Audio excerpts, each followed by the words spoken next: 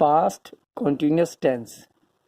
इसमें affirmative sentences के लिए सबसे पहले सब्जेक्ट आता है, उसके बाद हेल्पिंग वर्ब के रूप में या तो वॉज आएगा या वर आएगा, उसके बाद वर्ब की फर्स्ट फॉर्म प्लस आईएनजी लगेगा, फिर प्लस ऑब्जेक्ट और प्लस फुल स्टॉप। वॉज जो है वो सिंगुलर यानी एक वचन के लिए आता है सब्जेक्ट में। वॉज का मतलब होता है था या थी। ऐसे ही वर के लिए सब्जेक्ट जो है वो प्लूरल आएगा यानी बहुवचन आएगा, और वर का मतलब होता है थे या थी, एक से ज़्यादा के लिए या एक के लिए। अब आती है बात कि पास्ट कंटिन्यूअस टेंस के लिए कौन कौन सी कंडीशंस हैं जो इसमें आती हैं। नंबर 1, ऐसे काम जो भूतकाल यानी पास्ट में चल रहे थे, लेकिन उनमें काम किस समय से चल रहा था वह नहीं दिया जाता है। जैसे वह पढ़ाई कर रही थी, तो शी सब्जेक्ट आ गया, वॉज आ गया, हेल्पिंग वर्ब, फिर डू पर आईएनजी प्लस स्टडी, वो यानी ये ऑब्जेक्ट आ गया। तो शी वॉज डूइंग स्टडी, वह पढ़ाई कर रही थी। अगर इसमें हम समय डाल दें तो वह सुबह से पढ़ाई कर रही थी, सुबह से आ गया, तो अब ये सेंटेंस जो है वो पास्ट कंटिन्यूअस में नहीं बल्कि पास्ट परफेक्ट कंटिन्यूअस में चला जाएगा, पास्ट परफेक्ट कंटिन्यूअस टेंस के अंदर चला जाएगा। तब ये दूसरी तरीके से बनेगा। इसमें अब दूसरा सेंटेंस है, हम सब पार्टी का आनंद ले रहे थे, तो वी ऑल यानी हम सब वर आ जाएगा ज़्यादा के लिए। एंजॉय में आईएनजी लग गया, एंजॉइंग द पार्टी, तो we all were enjoying the party. अब सेकंड कंडीशन आई, इसमें क्या होता है कि पास्ट कंटिन्यूअस टेंस के साथ ज़्यादातर सिंपल पास्ट भी जुड़ा रहता है। जैसे जब मैं कमरे में घुसा या गया तो वह गाना गा रहा था, तो ये तो मैं कमरे में घुसा ये पास्ट इंडेफिनिट हो गया, और दूसरा वाला पास्ट कंटिन्यूअस टेंस हो गया। तो when I entered the room, तो जब मैं घुसा कहाँ, कमरे में, तो ये पास्ट इंडेफिनिट हो गया। तो के लिए comma, he was singing a song, तो वह गाना गा रहा था, तो when I entered the room he was singing a song.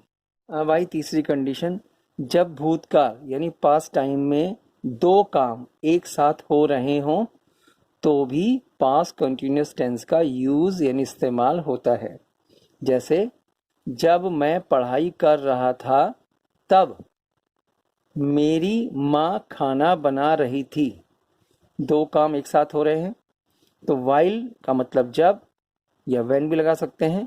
While I was doing study यानी जब मैं पढ़ाई कर रहा था, तब के लिए कॉमा लग गया।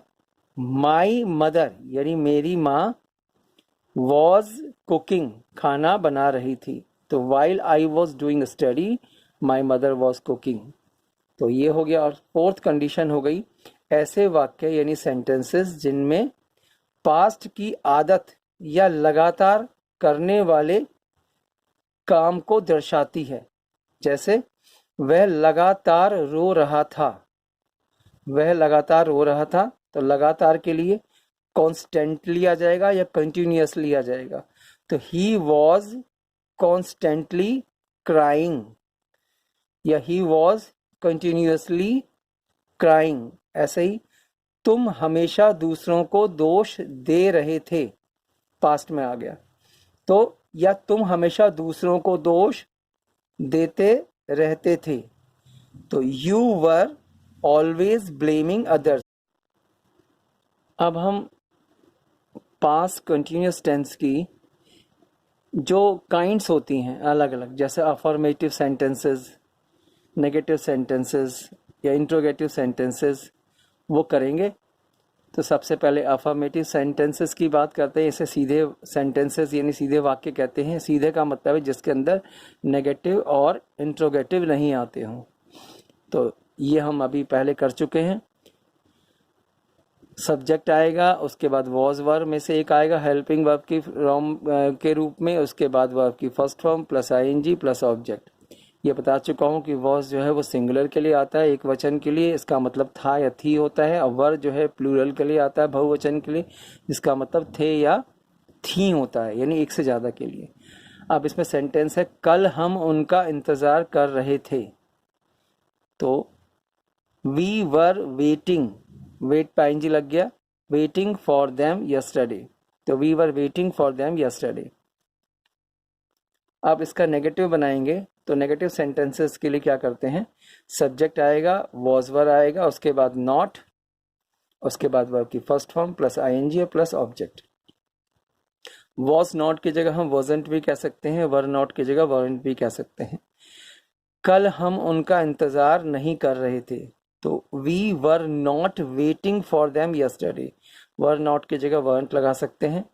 ऐसे ही अब आया इंट्रोगेटिव। इंट्रोगेटिव के अंदर यानी प्रश्नात्मक दो तरीके के होते हैं, एक तो WH फैमिली वाला आता है, कब क्यों कहाँ कैसे वाला, और दूसरा क्या से शुरू होने वाला। तो हम पहले क्या से शुरू होने वाला करेंगे। इसमें हेल्पिंग वर्ब पहले आ जाती है, सबसे पहले ये जो वॉज वर है ये आगे आ जाएगा, जिसका मतलब क्या हो जाएगा। तो वॉज वर आ गया, उसके बाद सब्जेक्ट आएगा, उसके बाद वर्ब की first form plus ING plus object and plus question mark आएगा।